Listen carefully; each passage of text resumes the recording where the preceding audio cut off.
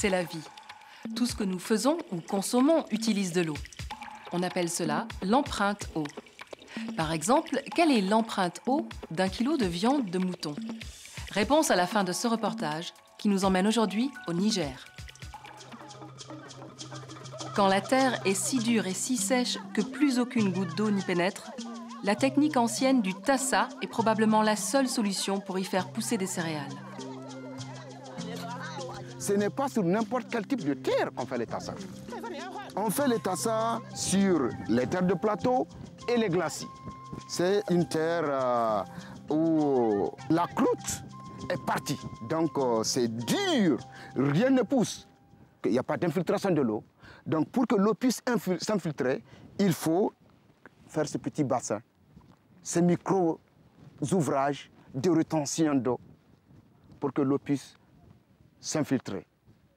Et là, dès qu'il y a infiltration de l'eau, le sol remué, la végétation peut pousser naturellement. C'est ce trou. On nous a expliqué qu'il faut creuser par rapport à l'écoulement de l'eau.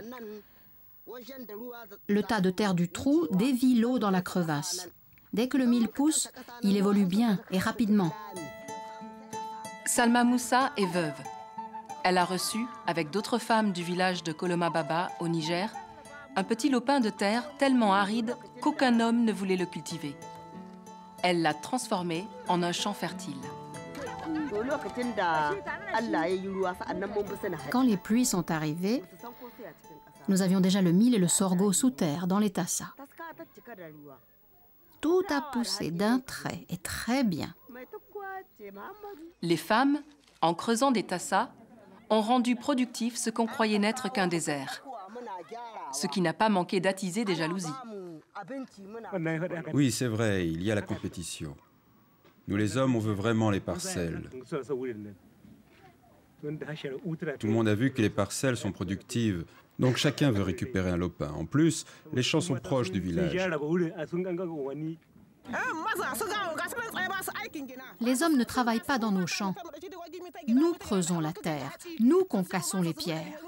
À la récolte, ils nous demandent d'engranger notre mil dans leur grenier. Nous nous refusons catégoriquement. Avec notre récolte, nous mangeons, nous habillons nos enfants. Nous ne souffrons pas pour à la fin remettre à un homme les produits de notre travail. On ne donnera pas les terres aux hommes. C'est tout pour aujourd'hui. Et pour répondre à notre question, 10 400 litres d'eau sont nécessaires pour produire 1 kilo de viande de mouton. Et n'oubliez pas, l'eau est à consommer avec modération.